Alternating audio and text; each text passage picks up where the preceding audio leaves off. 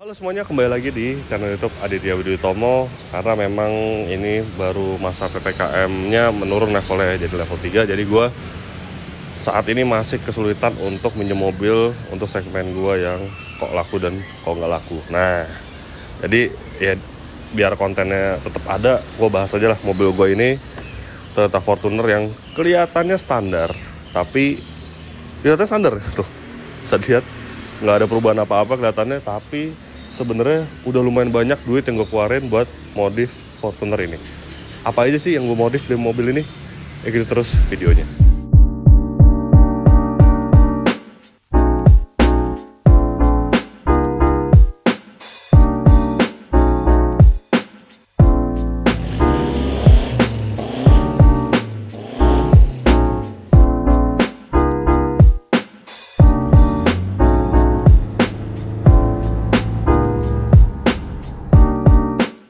Nah, tapi sebelum melanjutkan video ini, gue mau disclaimer dulu ya. Jadi memang mungkin nanti gue di thumbnail akan menuliskan torsi mengalahkan Tesla mobil ini. Ya emang bener. Ini sudah gue tune itu torsinya itu di dyno itu 720 Nm. Tesla Model T Performance aja yang paling kencang itu 639 Nm Model 3 ya. Artinya secara angka memang besaran ini. Tapi ini perlu diingat, Tesla itu 639 Nm-nya itu kan dia nggak ada putaran mesin. Jadi dari awal berhenti sampai 200 km per jam itu sama rata semua 639. Kalau ini cuma di 2000 RPM, 720 Nm. Jadi misalkan diadu mah jauh sih pasti. Ya gitu, jadi intinya seperti itulah.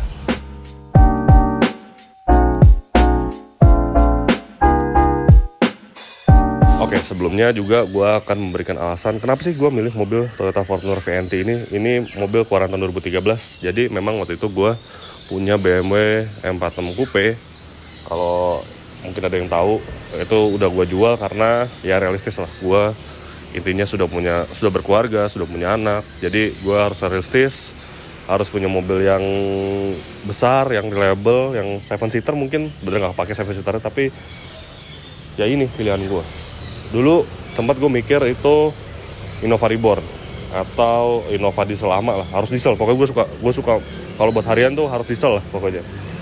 Tapi sejujurnya dulu itu gue waktu kuliah itu gue sempat pakai mobil nyokap gue sebenarnya, Toyota Innova diesel 2012 yang sudah gue tune, sudah gue modifikasi. Itu saat itu mesinnya itu tenaganya berhasil mencapai 207 horsepower, torsi 500 Nm. Itu Innova diesel tahun 2012. Nah, habis itu terus nyokap gue punya Innova kantor, yang nggak bisa dipapain sih, Innova diesel juga. Terus habis itu nyokap gue beli Innova Reborn. Nah, ini yang cerita menarik Innova Reborn gue itu gue beli baru tahun 2016, tipe G. Itu tahun 2016-2017 itu gue pakai mobil itu dan mencoba memodifikasi mobil itu mesin 2GD ya, 2400 cc diesel. Itu susah banget modifikasinya karena waktu itu parts racingnya belum ada, parts Thailand belum ada. Jadi waktu itu gue modifikasi dengan yang ada di sini, pakai turbo 1GD hybrid, lalu Dastech hybrid itu nggak tahu hybrid buatan mana turbonya. Dastech itu tenaganya cuma 240 horsepower, torsi itu sekitar 520-an nggak salah, kecil deh pokoknya. Itu udah wah banget, maksudnya di zaman itu udah untuk sebuah mesin 2GD itu udah lumayan wah sebenarnya.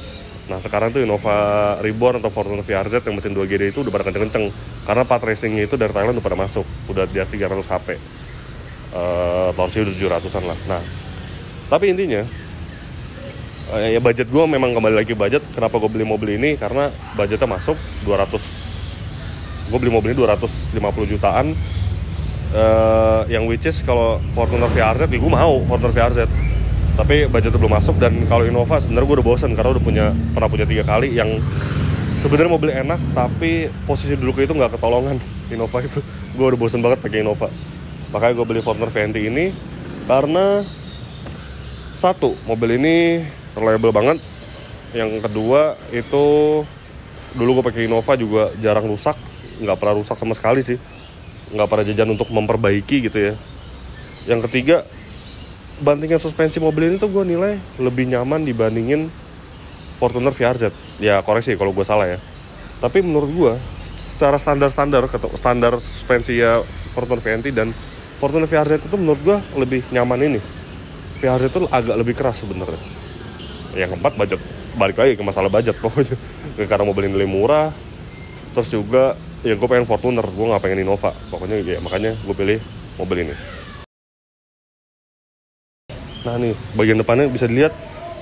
Ini nggak ada perubahan yang signifikan sebenarnya, tapi ada satu perubahan sih, ada satu modifikasi karena ya ini standar gue punya mobil lah. Lampu ini udah gue ganti xenon HID 4300 yang menambah keterangan tentunya dan nambah bagus jadi kalau nyalain gitu kan jadi kayak mobil mahal gitu. Sekarang kita lihat mesinnya aja. Nah mesinnya ini bisa dilihat sampai sini pun. Nih, udah gue buka mesin ya. Sampai sini pun itu tampilannya masih kelihatan standar, nggak ada yang aneh-aneh sebenarnya. Intercooler masih standar, nggak ada part racing yang gue apply di sini nggak ada. Cuman kalau bisa lihat nih, ada selang biru nih di sini. Ini selang biru dari untuk bus meternya. Jadi emang gue pasang bus meter untuk mobil ini. Nah, memang kalau untuk mesin tidak ada perubahan mekanikal yang gue rubah. Cuman gue nambahin peranti yang namanya Dastec, nanti gue bahas di dalam. Dastec Unichip tipe Q4 masih ya, karena ini yang VNT bukan yang masih mesin 2KD, bukan mesin 2GD, jadi nggak perlu yang Type X kalau nggak salah yang paling baru ya. Tapi ya dengan itu aja mobil ini itu udah HP-nya itu 289 HP, torsinya 720 Nm yang gue sebutin sebelumnya. Ya memang karena mobil ini itu potensi gede banget untuk di macem-macemin, untuk di apa ya, untuk dikulik itu potensi gede banget. Filternya masih standar. Nah, satu yang gue gue tambahin adalah ini nih, ATF cooler. Nah, ini gunanya itu untuk menjaga suhu transmisi. Karena kan standarnya mobil ini kan cuma 300 Nm ya. Terus juga horsepower-nya cuma 130 HP lah. Jadi karena meningkat tenaga signifikan, pastinya tuh gearbox tuh lebih panas dibandingin waktu standarnya. Jadi emang gue tambahin ini biar safe aja. Terus apa lagi ya? Nggak ada sih, filter udara standar. Turbo, nah turbo ini standar juga, masih standar pabrik. Belum gue apa-apain. Cuman ya di Dastec itu jadi busnya naik deh. Dari standarnya kalau nggak salah itu gue pakai bus meter, ada mode standarnya itu sekitar 0,8. Kalau sekarang itu dia di angka 1,8 bar sampai 1,9 bar. Makanya kenapa HP-nya gede. Terus juga, nah sama sih bagian lain nggak ada yang berubah. Ya udah itu aja. Pokoknya intinya tenaga itu meningkat signifikan karena perangkat piggyback Dastec itu. Karena kita bagian lainnya. Nah, ini dia bagian sampingnya dan bisa dilihat ini semuanya serba standar, nggak ada yang gue rubah sama sekali. Velg pun standar. Sebenarnya gue pengen sih ganti pelek apa gitu, pelek yang lebih bagus, lebih oke. Cuman tak duit plus. itu kurang lebih. Jadi ya sebenarnya gue modifikasi mobil ini semuanya seminimal mungkin budgetnya. Tapi ada satu lagi sih alasan kenapa gue ganti pelek. Jadi memang ya ini sebenarnya agak ketakutan gue, bukan ketakutan sih, ya lebih gue malas aja sebenarnya. Karena sekarang ini banyak banget Innova dan Fortuner yang mesin KD atau yang GD atau yang reborn segala macam itu banyak banget yang modifikasi, apalagi soal mesin ya. Udah tenaga 300 HP, udah 350 HP, udah ngeri dah pokoknya. Nah, karena saking banyak ya, gue takut kalau misalkan mobil ini pakai velg 33, velg apalah pokoknya T37 kayak T28 yang replika gitu, kelihatannya mobil udah modifikasi. Dan kalau misalkan gue di jalan tol ntar ketemu sama yang gitu-gitu, diajak ngebut lah, diajak balap lah atau apa something lah, gue nggak mau sih, gue takut karena mobil ini masih pelan sih jujur, belum yang high spec banget. Emang iya sih, emang masih modifikasi yang basic banget mobil ini. Jadi intinya gue takut disenggol. Nah terus juga ada satu modifikasi nggak terlihat nih di bagian remnya disc brake standar, kaliper standar, cuman kanvasnya gue ganti pakai Bendix Metal King. Terus juga selang rem, gue pakai selang rem dari Hell. Kenapa gue pilih modifikasi kayak gitu? Karena ya tentu karena ini tenaga udah gede, jadi remnya harus improvisasi dikit lah, lebih dibagusin dikit. Karena kelemahan Fortuner VNT itu di remnya sebenarnya. Standar pun itu remnya nggak enak. Jadi gue sedikit melakukan ubahan yang sebenarnya belum uber juga untuk menghemat tenaga yang segede ini. Jadi tapi lumayan lah. Dan selang rem itu tuh gunanya agar kalau misalkan jalan jauh itu si selang remnya ketika panas dia nggak ngempot si selang remnya. Kalau standar itu kan bahannya karet ya, kalau ini udah braided. Terus juga kampas rem juga membantu sedikit lah, dia mengimprove daya remnya sedikit lebih baik dibandingin standar ya. Karena gue takut banget, udah ada 4 temen gue yang pakai Fortuner VNT itu 3-nya sudah di dustek, udah kenceng lah, dan 4-4-nya tabrakan, hancur. Nah makanya gue takut, dan gue pakai mobil ini nggak pernah ngebut yang pol gitu, nggak pernah. Tapi kedepannya gue mau ganti sih, kayaknya gue mau ganti remnya VRZ karena dia daya pengeremannya katanya lebih bagus, 30% lebih bagus dibandingin si punya VNT ini. Dan harganya nggak terlalu mahal, sekitar 6 jutaan lah, udah sama disc brake, sudah sama kaliper. Nah ya gue pengen lagi nabung sih pengen ganti rem itu, kan untuk safety juga ya. Nah ini bagian belakangnya mulai kelihatan perubahan atau modifikasi di mana. Yang pertama ini nih, kamera mundur ya, tapi ini sebenarnya bukan gue masang sih, pemilik sebelumnya. Dan gue juga lupa sih ini sebenarnya standarnya dari Toyota apa tambahin. Ya ini bukan modifikasi yang berarti lah, mobil-mobil standar juga kadang-kadang suka dipasang ini. Nah yang kedua yang paling kelihatan itu ini knalpot. Nah knalpot ini sudah gue ganti full system dari downpipe sampai belakang. Itu gue custom karena gue tau racikannya. Jadi dia dari downpipe itu sampai ke center pipe sampai ke muffler itu pakai 2,5 inci ukurannya. Lalu abis muffler ke belakang sampai sini ini 3 inci. Jadi dia diameternya lebih besar dibandingkan standar ya. Gunanya apa? Bukan buat kenceng-kencengan, bukan buat nambahin tenaga.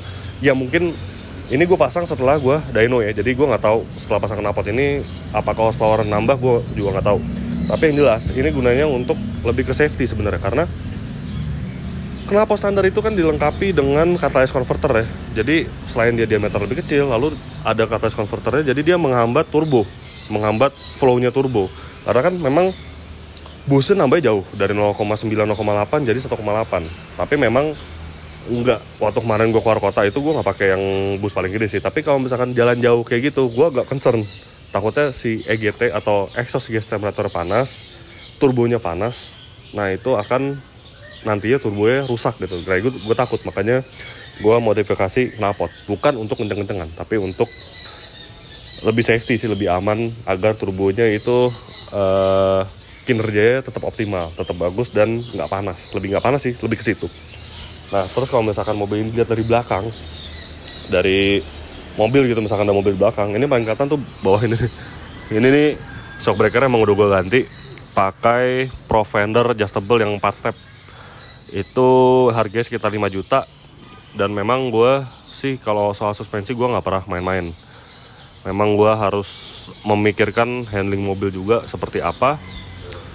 Terus juga, tapi gue udah pasang di shock breaker ini tuh sebenarnya nggak lebih keras sih, jadi dia malah lebih empuk.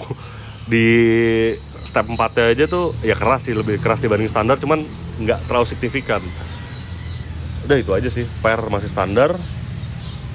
Apalagi, udah sih. Sekarang kita lihat bagian dalamnya aja. Oh ya, gue lupa juga. Nah, sorok knalpotnya tuh halus. Nih, kita dengerin bunyinya.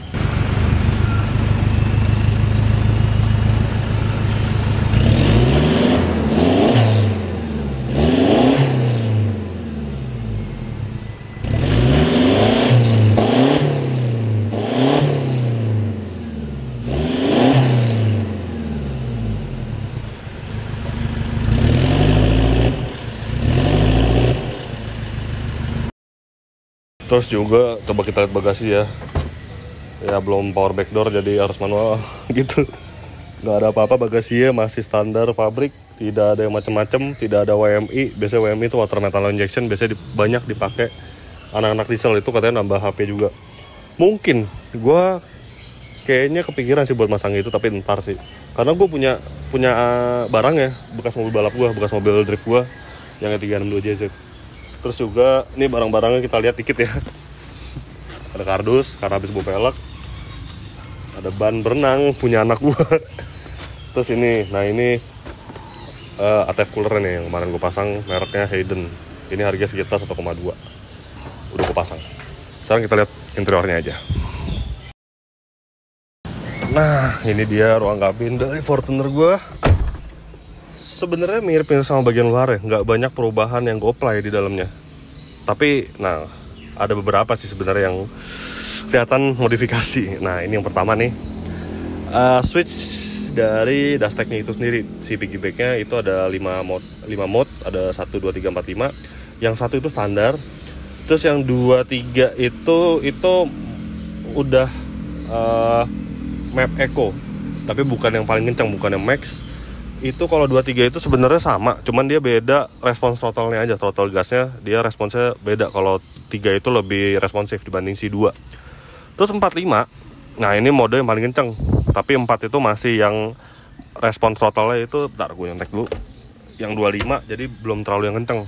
Yang 5 itu max, yang udah paling kenceng, yang si HP-nya itu sekitar si tadi 289 HP, torsi 220 Nm.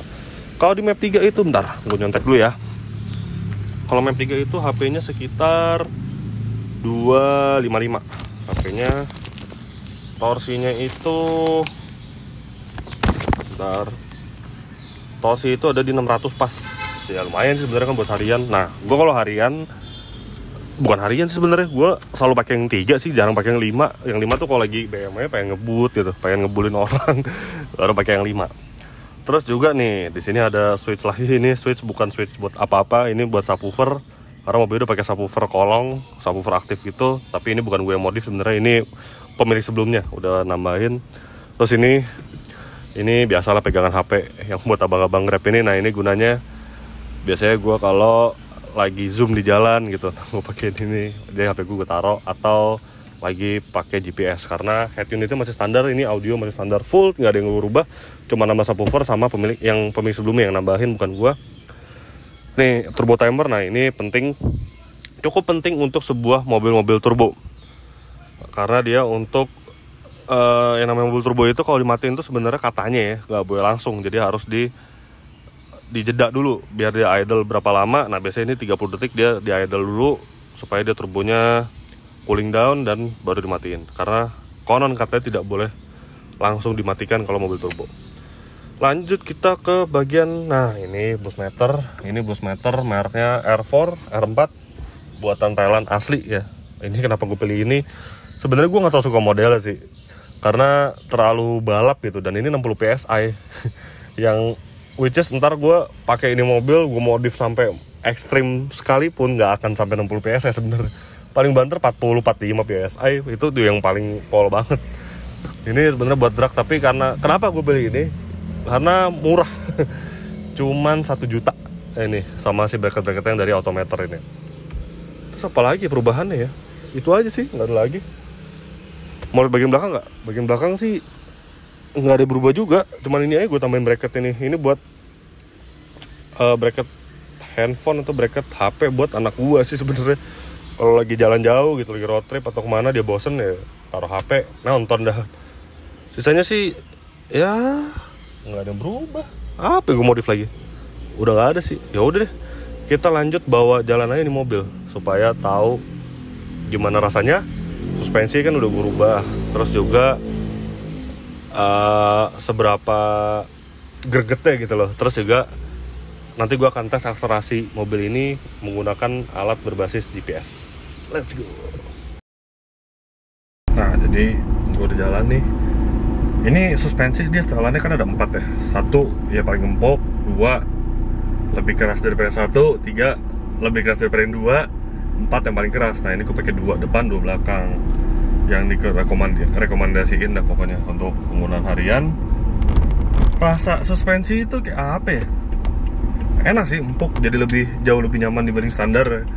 Tapi memang kalau di setelan 1, 2 itu kalau misalkan dibawa manuver terus dibawa zigzag itu emang cenderung lebih limbung dibanding standar ya. Jadi emang kalau setelan Provender 4 step ini, apalah bilangnya, pokoknya yang pas setelan ini memang ada setelan ya kalau misalkan lo mau ngebut lo pilih yang 34 yang lebih keras. Kalau misalkan lo mau santai ya 12. Tapi so far ya kalau buat harian itu jadi nyaman banget sih emang, jadi empuk banget gitu loh, kayak rasanya kayak mirip Prado. Kalau pernah naik Langusa Prado yang nggak air ya, yang bensin tuh mirip rasanya, jadi nyaman itu, nggak keras yang ala Fortuner gitu, lebih enak. Ya gue lupa juga nyebutin kalau mobil ini udah pakai transmisi udah GoTrans, jadi pernya itu per standarnya itu diganti. Gue nggak begitu ngerti sih karena waktu pasang gue nggak lihat pemasangan, tapi yang jelas body valve itu dibuka, dibor. Nah si pernya itu ada yang diganti dengan GoTrans itu. Fungsinya apa? Nanti gue jelasin saat mobil ini gue tes akselerasi ya, karena itu pengaruhnya sangat signifikan. Jadi karena mobil ini kan tenaganya sudah meningkat jauh ya dibanding standarnya. Ketika pakai standar transmisinya, pernya itu ada gejala slipnya. Nah dengan GoTrans ini nggak ada slip sama sekali, dan dia perpindahan giginya cepet banget ya, sampai ngecit. Pokoknya kalau misalkan di gaspol gitu ya. Tapi kalau misalkan bawanya halus memang ada jedak dikit, tapi nggak parah.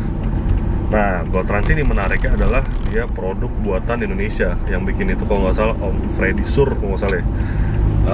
Pokoknya kalau beli itu ada tulisannya Fresh Back by Fred 88. Nah buatan Indonesia.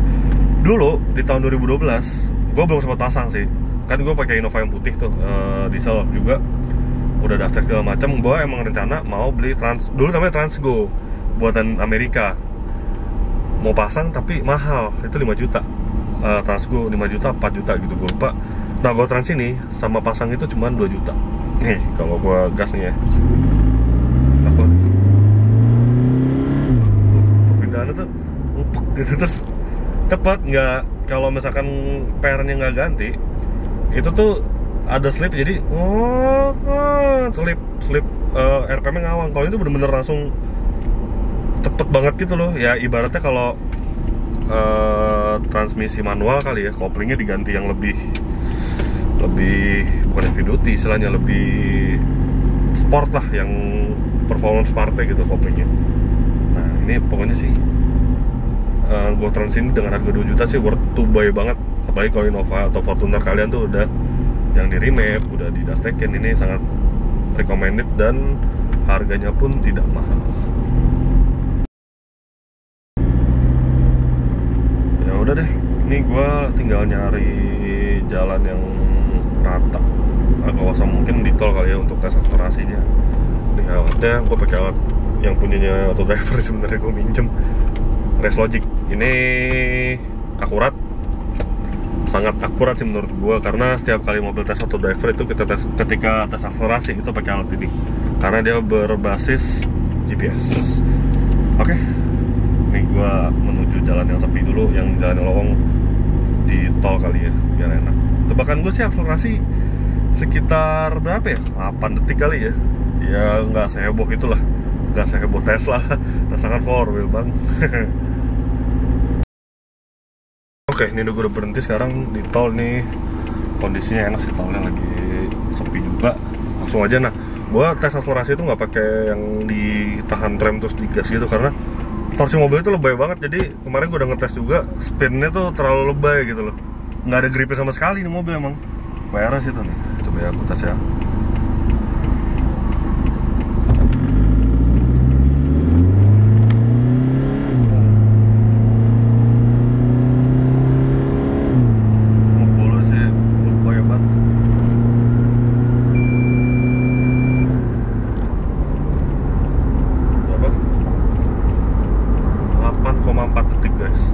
Kayaknya gue coba lagi ya, karena itu kalau lagi tahan rem itu nge-lag juga di bawahnya. Nih gue tes lagi sekali lagi deh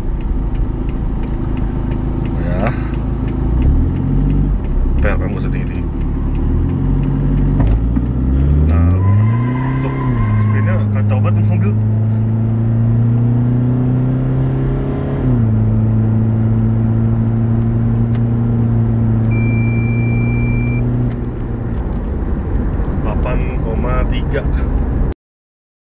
Memang yang kenceng-kenceng gitu setahu gue udah 0-100 udah di angka 7, di angka 6 gitu deh kalau 2 KD. tapi itu memang HP-nya yang kalau yang 7 detik itu udah 300 HP ke atas ya, torsi udah 7,5 gitu ya. Ya, tapi gimana juga ya, mobil ini gue modifikasi dengan yang ada di mobil ini yang udah gue modifikasi itu, angka 290 HP itu tuh nggak main-main sebenarnya, karena mengingat modifikasi gue dikit kok mobil ini, maksudnya nggak yang berlebihan gitu loh. Paling cuman ntar gue akan ngasih listnya apa aja gue modifikasi, ntar gue kasih list pokoknya, gue jembrengin semuanya lah. Pokoknya sedikit modifikasi gue, tebakan gue nggak ngitung sih, mungkin paling sekitar 20-30, nggak lebih dari 40 juta ini jelas.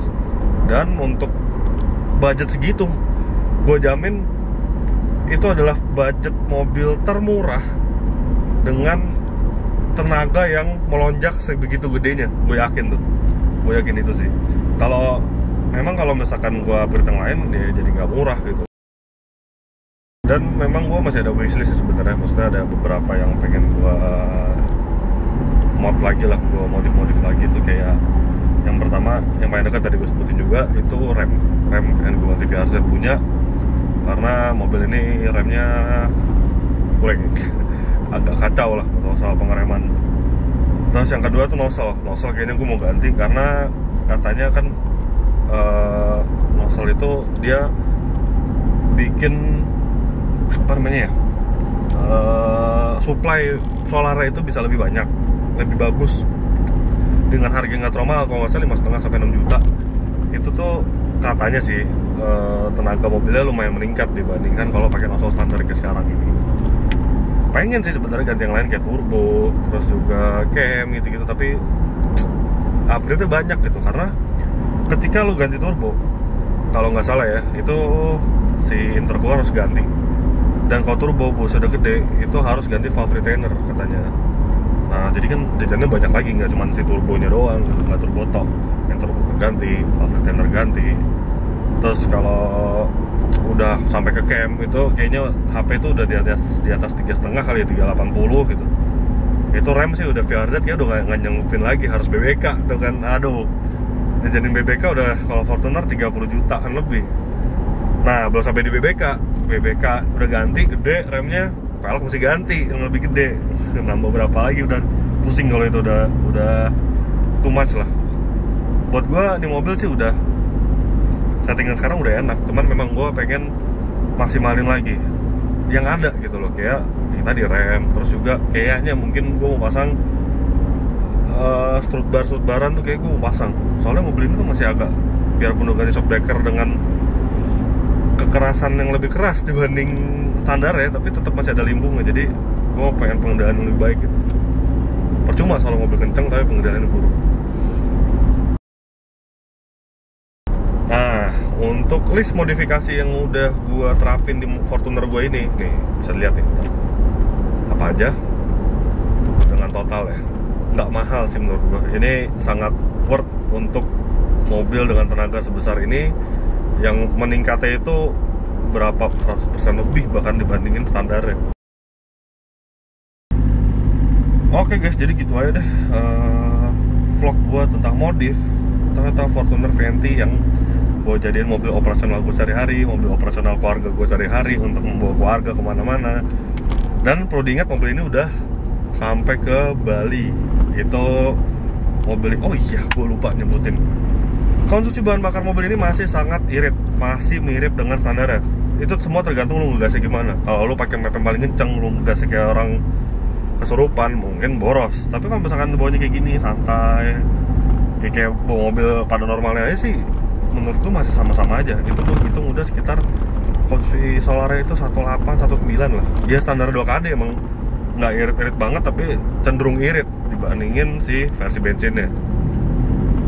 Terus udah sih itu aja. Dan mobil ini udah sampai Bali.